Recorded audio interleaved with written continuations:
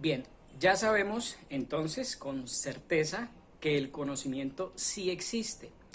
Tenemos demasiados ejemplos a nuestra disposición como para poder negarlo, y además sabemos también que si lo negamos caemos en contradicciones, como por ejemplo esa que consiste en decir que conozco que el conocimiento no existe. Ahora nos corresponde entonces tratar, en la medida de lo posible, de responder la segunda pregunta: quid sit, ¿qué es el conocimiento? Y es que con el conocimiento pasa algo muy curioso, y es que a pesar de ser una actividad que realizamos a diario, desde que nos levantamos hasta que nos vamos a dormir, incluso dormidos, soñamos, y el sueño es una cierta manera de conocimiento. Entonces, realmente la actividad de conocer la realizamos en todo momento. Pero lo curioso es que a pesar de eso, a pesar de ser una actividad tan cotidiana, tan familiar, no sabemos definirla.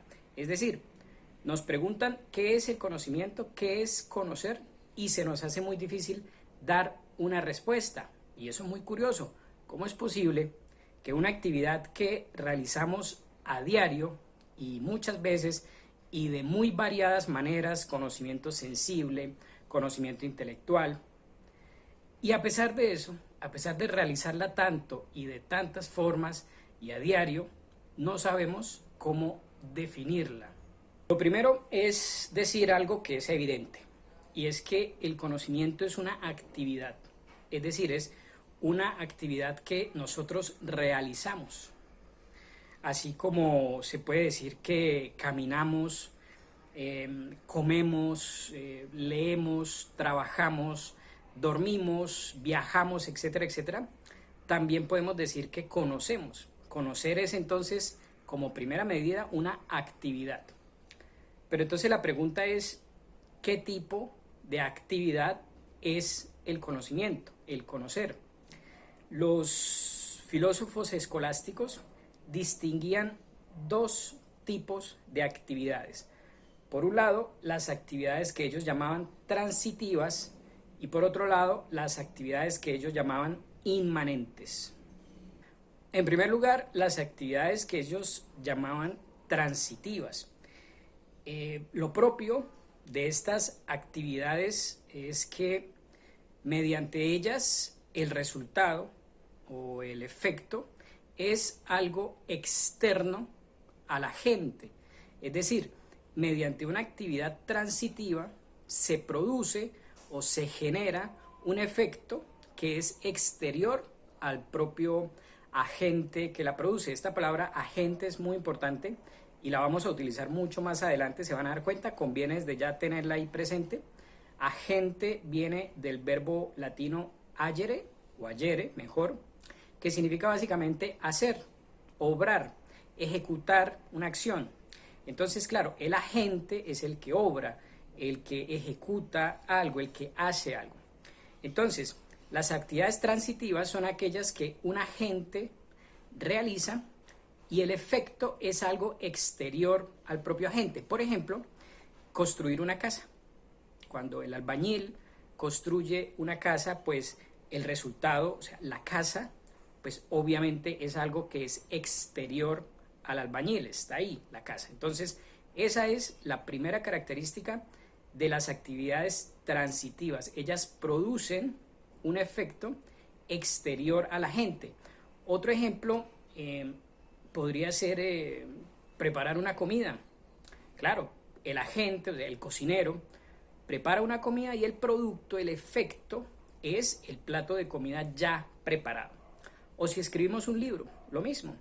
El efecto final, el producto de esa acción de la gente, que es el escritor, pues es un libro concreto y palpable. Entonces, actividades transitivas y actividades inmanentes. Las transitivas son aquellas que proceden de la gente hacia una materia exterior y generan o producen un efecto exterior.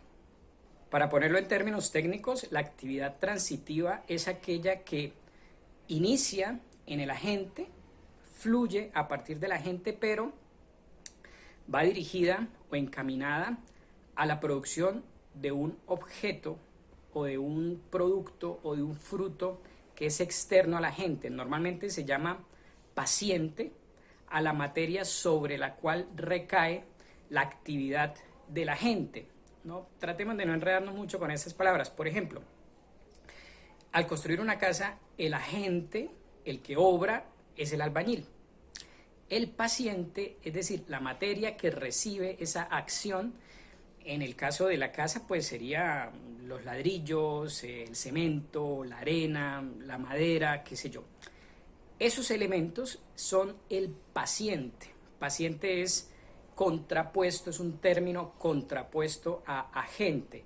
Así como agente es el que obra, el que produce una acción, paciente es como la materia que recibe esa acción. Entonces, en la actividad transitiva, el agente produce una acción y esa acción recae sobre un producto externo y produce precisamente un resultado externo al agente mismo.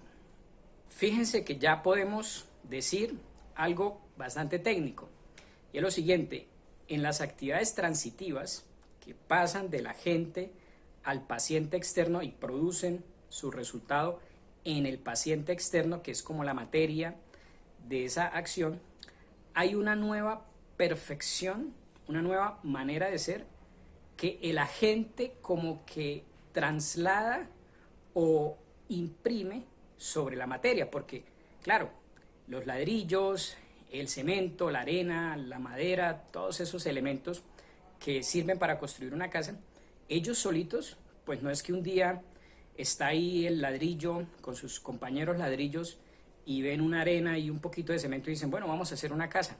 Pues no, obviamente ellos pueden, están en potencia de llegar a construir una casa, de llegar a conformar una casa, pero por sí mismos no lo pueden hacer.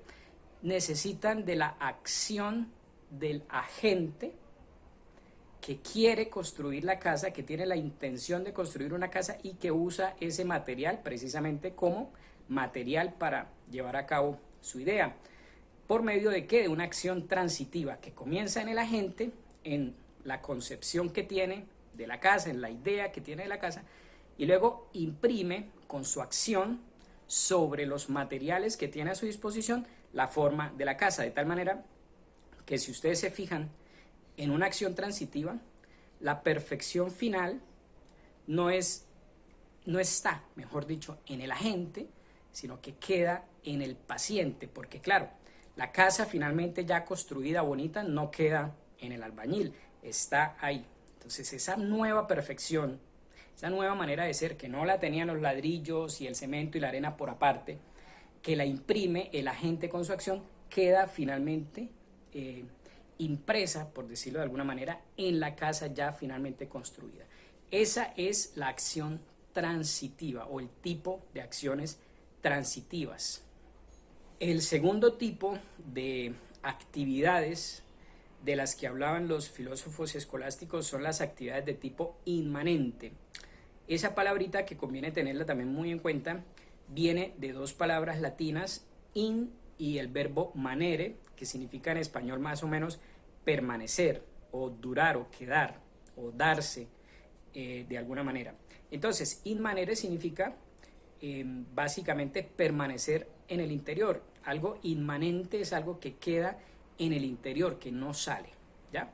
Entonces, una actividad de tipo inmanente es aquella donde el producto final, ¿sí?, el resultado, el efecto de la actividad, del proceso, de la acción, no sale de la gente, no es algo externo a la gente, sino que queda dentro del agente mismo. Es decir, esa perfección que el agente, en el caso de las actividades transitivas, imprime en una materia externa, esa perfección, esa manera de ser, queda más bien es adentro de la gente. Esto se entiende más con ejemplos, obviamente. Por ejemplo, cuando vemos algo, esa imagen visual que producimos en el acto de ver, en la acción de ver, de estar mirando, no está afuera, está adentro en mi potencia o mi facultad visual, en mi facultad visiva. Otro ejemplo podría ser un concepto. Cuando un amigo, por ejemplo, nos explica un nuevo concepto y entendemos ese nuevo concepto, llevamos a cabo pues esa actividad de entender ese concepto que nos explicaron. Esa actividad de entender, que es una actividad que realizamos nosotros, no produce nada externo, no produce nada exterior, sino que ese concepto entendido, que es el producto de la actividad de entender, pues queda adentro de nosotros, por decirlo de alguna manera. Lo mismo con los razonamientos, cuando nos piden una opinión y que fundamentemos con razones esa opinión, ese razonamiento que hacemos para fundamentar una opinión no produce tampoco nada en el exterior, no es que a medida que vamos pensando nos va fluyendo del cuerpo y finalmente queda ahí formado una estatua. No, eso es una tontería, ¿cierto? Realmente un argumento pasa en el interior de la inteligencia. Otra cosa distinta es que, por ejemplo, después pronunciemos o digamos ese argumento con la voz o lo pongamos por escrito. Ahí ya hay una actividad transitiva porque queda un discurso, por ejemplo, una grabación, que es una actividad transitiva porque produce un producto, perdón la redundancia, un efecto externo, por ejemplo un libro o la grabación de un video como este que ustedes están viendo en este momento. Entonces, una actividad inmanente es una actividad que perfecciona a la gente que la realiza. Ver algo, escuchar una melodía, contemplar un paisaje, entender una idea, elaborar un razonamiento, tener un recuerdo, imaginar algo. Todas estas actividades quedan dentro de nosotros, son internas, son inmanentes y o nos perfeccionan, por decirlo de alguna manera, nos enriquecen o pueden también deteriorarnos, por decirlo también de alguna manera, como personas. Es decir, un mal pensamiento, una mala imaginación, un mal recuerdo, un mal razonamiento, un mal concepto, etcétera, etcétera, etcétera, son también actividades inmanentes, pero que quizá es posible que analizadas en el plano moral de la ética no vayan en la línea de la perfección humana, sino todo lo contrario. Entonces, por eso hay que tener mucho cuidado con el alimento que le damos a nuestra inteligencia, porque nuestra inteligencia es exigente y no se alimenta con cualquier cosa.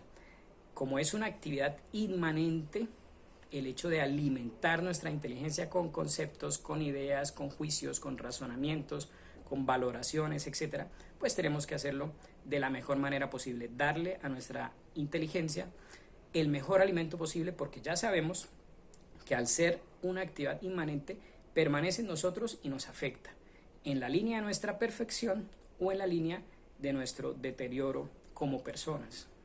Entonces, para dar respuesta a la pregunta con la cual iniciamos este video, Quidsit, ¿qué es el conocimiento? Dijimos, es un tipo de actividad. ¿Qué tipo de actividad hay? Básicamente dos, las transitivas y las inmanentes. De estas dos, ¿cuál es el conocimiento? ¿Qué tipo es el conocimiento? ¿Es una actividad transitiva? Yo creo que la respuesta ya fácilmente la pueden extraer ustedes mismos. El conocimiento es una actividad de tipo inmanente, es decir, es una actividad que realizamos pero que no produce un efecto externo a nosotros mismos, sino que permanece en nosotros, nos enriquece a nosotros y nos perfecciona a través de nuestras facultades, sean los sentidos o sea la inteligencia. El conocimiento existe y es una actividad de tipo inmanente.